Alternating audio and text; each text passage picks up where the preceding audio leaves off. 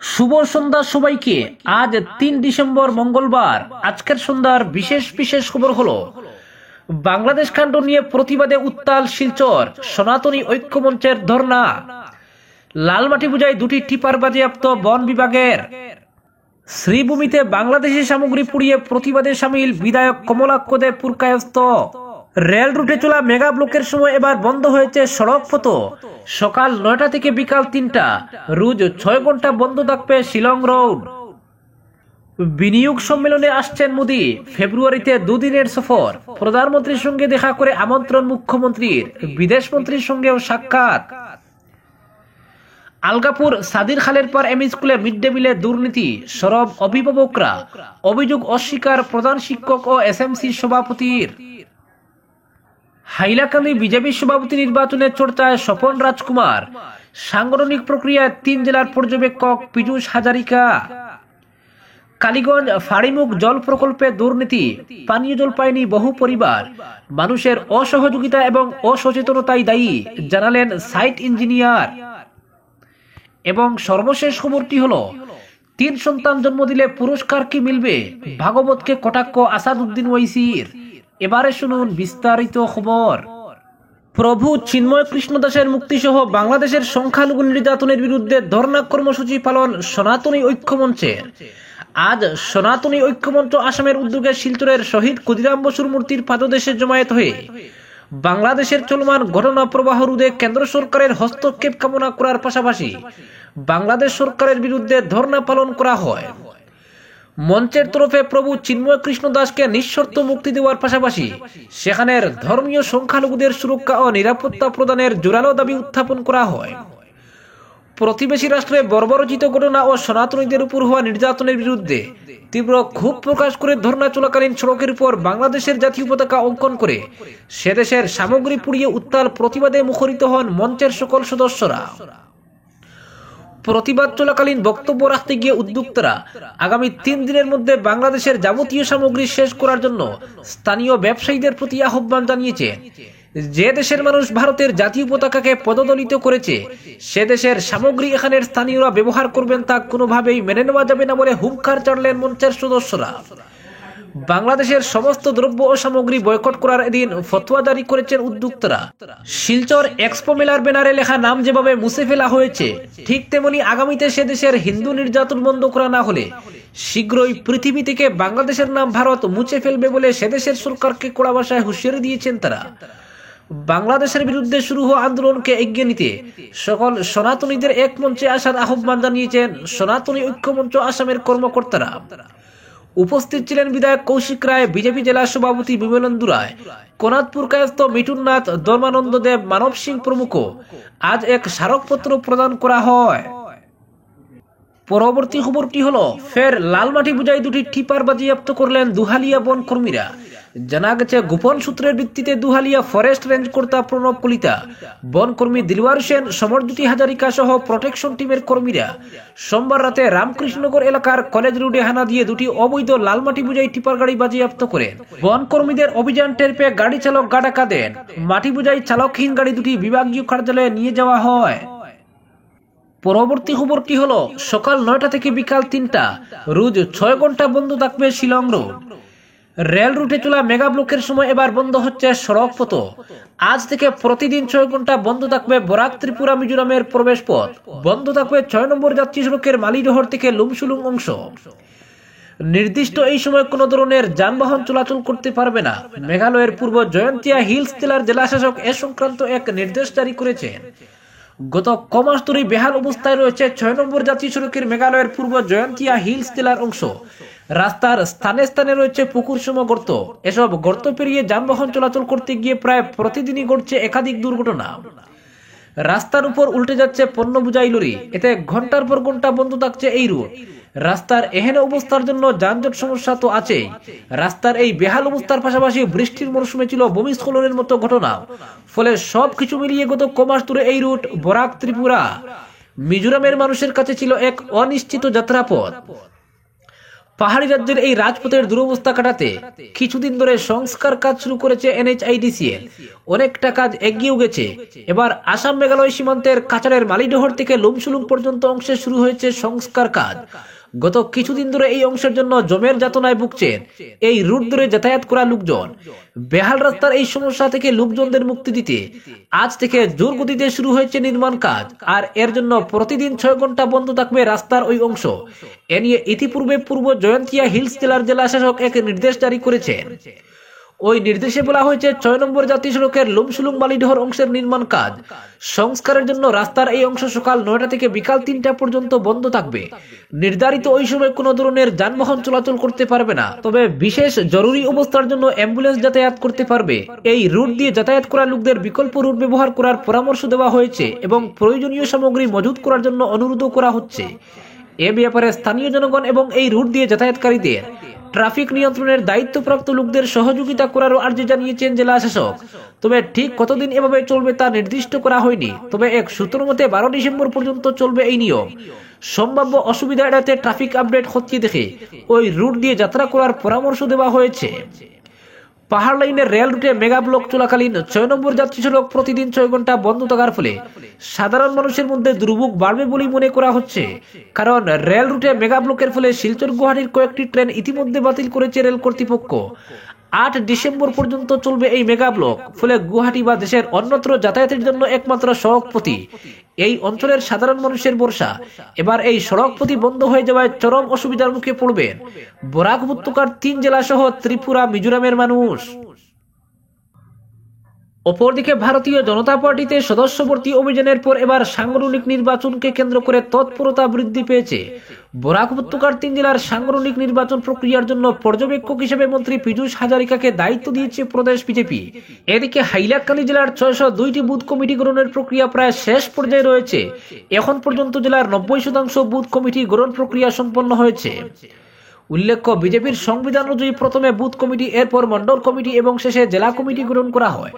ইতিমধ্যে রীতিমতো অধিসূচনা জারি করে প্রদেশ বিজেপি সভাপতি ভবেশ কলিতা 6 ডিসেম্বরের মধ্যে রাজ্য দলের প্রতিটি বুথ কমিটি গঠনের নির্দেশ দিয়েছেন। এছাড়া 6 থেকে 15 ডিসেম্বরের মধ্যে মন্ডল কমিটি গঠনের প্রক্রিয়াও সম্পন্ন হবে।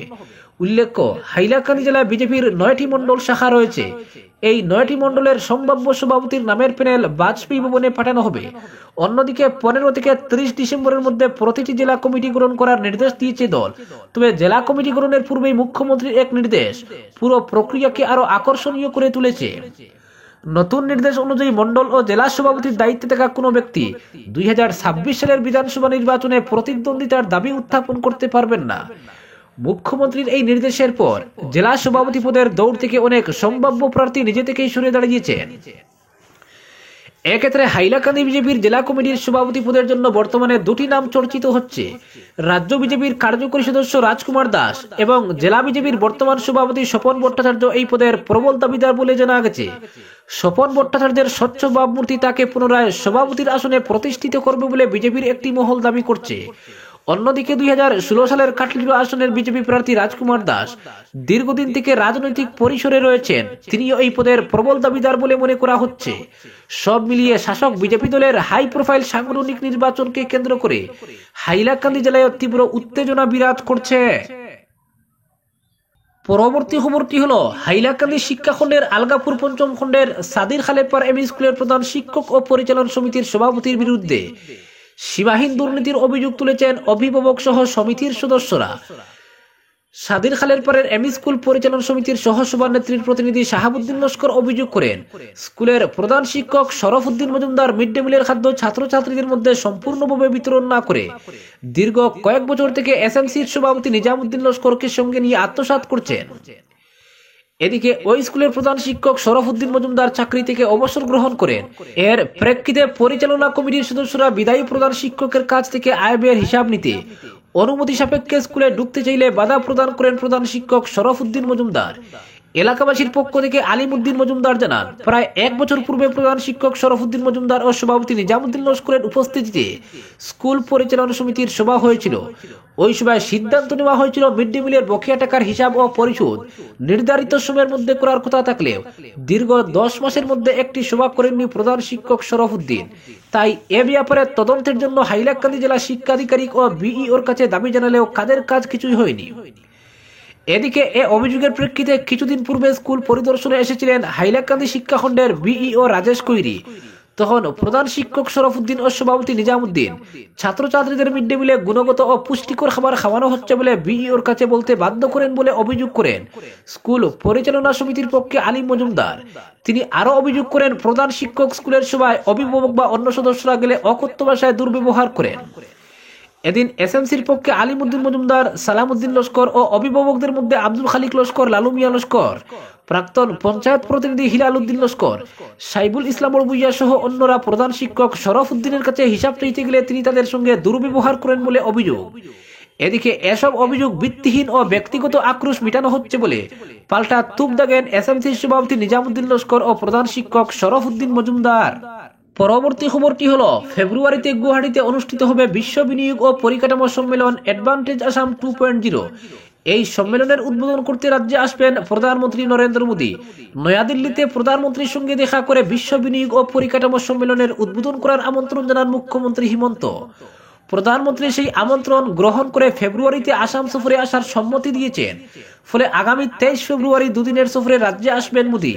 প্রথম দিন প্রধানমন্ত্রীর সামনেই 8000 শিল্পী ঝুমুর নৃত্য পরিবেশন করবেন। পরদিন বিশ্ব বিনিয়োগ ও পরিকাঠামো সম্মেলনের উদ্বোধন করবেন মোদী। নয়াদিল্লিতে সোমবার বেশ কয়েকজন কেন্দ্রীয় মন্ত্রীর সঙ্গেও দেখা করেছেন মুখ্যমন্ত্রী। বিদেশমন্ত্রী এস জয়শঙ্করের সঙ্গে দেখা করে তাকে আসামে বিনিয়োগ ও পরিকাঠামো সম্মেলনে যোগ দেওয়ার আমন্ত্রণ জানিয়েছেন। তাছাড়া আসামে জল জীবন মিশনের কাজ এগিয়ে নিতে নয়াদিল্লিতে কেন্দ্রীয় মন্ত্রী CR পাতিলের সঙ্গেও দেখা করেন তিনি। আসামে জল জীবন মিশনের কাজের রূপরেখা নিয়ে আলোচনা করার কথা সামাজিক মাধ্যমে প্রকাশ করেছেন মুখ্যমন্ত্রী। পরবর্তী খবরটি হলো, জল জীবন মিশন প্রকল্পে ফের দুর্নীতির অভিযোগ সামনে এসেছে। এবার ঘটনাস্থল শ্রীভূমি জেলার কালীগঞ্জ। কালীগঞ্জের ফতেপুর বাজার ফারিজমুখ জল প্রকল্পটি নিয়ে সোচ্চার হয়েছেন এলাকার মানুষ। এলাকাবাসী এদিন সংবাদ মাধ্যমকে অভিযোগ করেছেন, দীর্ঘদিন ধরে তারা জলের সংকটে ভুগছেন। এই প্রকল্পের মাধ্যমে এলাকার 130টি পরিবারকে জলের সংযোগ দেওয়ার কথা থাকলেও কয়েকটি পরিবারই এ পর্যন্ত সংযোগ পেয়েছে। পাইপলাইন টানা হয়েছে ঠিক, কিন্তু সবার ভাগ্যে এখনো পানীয় জল জুটেনি। বিভিন্ন সময় তারা জল সংকট নিয়ে অভিযোগ করলেও তাদের গুরুত্ব দেওয়া হয়নি। এলাকাবাসী জানান, আজ তারা প্রকল্পের দায়িত্বপ্রাপ্ত ঠিকাদার আব্দুল্লাহ হোসেন এবং সাইট ইঞ্জিনিয়ার শামীউল্লাহকে একটি সভা ডেকে পানীয় জল নিয়ে তাদের যাবতীয় অভিযোগ জানাতে চাইলে তারা পাত্তাই দেননি। এলাকাবাসীর অভিযোগ, ঠিকাদার আব্দুল্লাহ হোসেন তো সাফ জানান অভিযোগ থাকলে সংবাদ মাধ্যমকে ডেকে অভিযোগ করতে। এলাকাবাসী আরো বলেন, গত প্রায় 3-4 বছর ধরে জলের কষ্টে ভুগছেন তারা, আর সহ্য হচ্ছে না। পরবর্তী খবরটি হলো, অধিক সন্তানের জন্ম দিতে নবদম্পতিদের বার্তা দিয়েছিলেন RSS প্রধান মোহন ভাগবত। তার মন্তব্যের পাল্টা এবার মুখ খুললেন AIMIM প্রধান আসাদুদ্দিন ওয়াইসি। রীতিমতো কটাক্ষ করে পাল্টা প্রশ্ন তুললেন, বেশি সন্তানের জন্ম দেওয়ার জন্য সরকারের তরফে কি কোনো প্রকল্প আনা হচ্ছে? অধিক সন্তানের জন্ম দিলে কি মাসে 1500 টাকা করে দেওয়া হবে? রবিবার নাগপুরের এক অনুষ্ঠানে উপস্থিত হয়ে মোহন ভাগবত বলেছিলেন, কোনো সন্দেহ নেই যে একটি বিশেষ সম্প্রদায়ের জনসংখ্যা কমতে শুরু করেছে। এটা অত্যন্ত চিন্তার বিষয়। আধুনিক জনসংখ্যা শাস্ত্র বলে, যখন কোনো সমাজের জনসংখ্যার হার বা TFR 2.1% নিচে নেমে যায়, তখন সেই সমাজ ধ্বংসের মুখে পতিত হয়। তাকে কেউ মারবে না, বরং কোনো সংকটজনক পরিস্থিতি তৈরি হলে সে নিজেই ধ্বংস হয়ে যাবে। ফলে 2-এর অধিক সন্তান জন্ম দেওয়া উচিত নবদম্পতিদের। তার এহেন মন্তব্য প্রকাশ্যে আসতে এবার পাল্টা ভাগবতকে কটাক্ষ করলেন ওইসি। তিনি বলেন, আমি মোহন ভাগবতের কাছে জানতে চাই, যারা বেশি সন্তানের জন্ম দেবেন তাদের কি উপহার দেওয়া হবে? তাদের কি সন্তান পিছু মাসে 1500 টাকা করে দেওয়া হবে, যেমনটা লাডলি বহেন প্রকল্পে দেওয়া হয়? এ নিয়ে সরকারের তরফে কি কোনো প্রকল্প আনা হচ্ছে? এগুলি স্পষ্টভাবে জানানো উচিত ভাগবতের। এর পাশাপাশি ওইসি আরো বলেন, TFR রেট শুধু হিন্দুদের ক্ষেত্রে কমেনি, সব সম্প্রদায়ের কমেছে। ধর্মের হিসেবে সবচেয়ে বেশি TFR কমেছে মুসলিমদের। আমার 6 সন্তান রয়েছে, এটা আমি আগেই জানিয়েছি। নরেন্দ্র মোদীও 6 ভাই, অমিত শাহেরও 6 ভাই। উল্লেখ্য কোনো সম্প্রদায়ের নাম না নিলেও মোহন ভাগবতের ওই বার্তা হিন্দু সম্প্রদায়কে উদ্দেশ্য করেই বলে মনে করছে রাজনৈতিক মহল। কারণ সম্প্রতি এক রিপোর্ট প্রকাশ্যে এসেছে যেখানে দাবি করা হয়েছে দেশে হিন্দুদের জনসংখ্যা 7.8% কমে গিয়েছে। এদিকে জনগণনা না হলেও সাম্প্রতিক রিপোর্টে জানা গিয়েছে চীনকে ছাপিয়ে জনসংখ্যার নিরিখে বিশ্ব তালিকায় শীর্ষে উঠে এসেছে ভারত। বিপুল জনসংখ্যার চাপের মাঝেই দক্ষিণের রাজ্য থেকে বারবার অধিক সন্তান জন্ম দেওয়ার আর্জি জানিয়েছেন তামিলনাড়ুর মুখ্যমন্ত্রী এম.কে. স্ট্যালিন ও অন্ধ্রপ্রদেশের মুখ্যমন্ত্রী চন্দ্রবাবু নাইডুরা। এরই মাঝে আরএসএস প্রধানের মন্তব্যে নতুন করে শুরু হলো বিতর্ক। সেই বিতর্কে এবার সামিল হলেন ওয়াইসিও। আজকের বিশেষ সংবাদ এখানেই সমাপ্ত।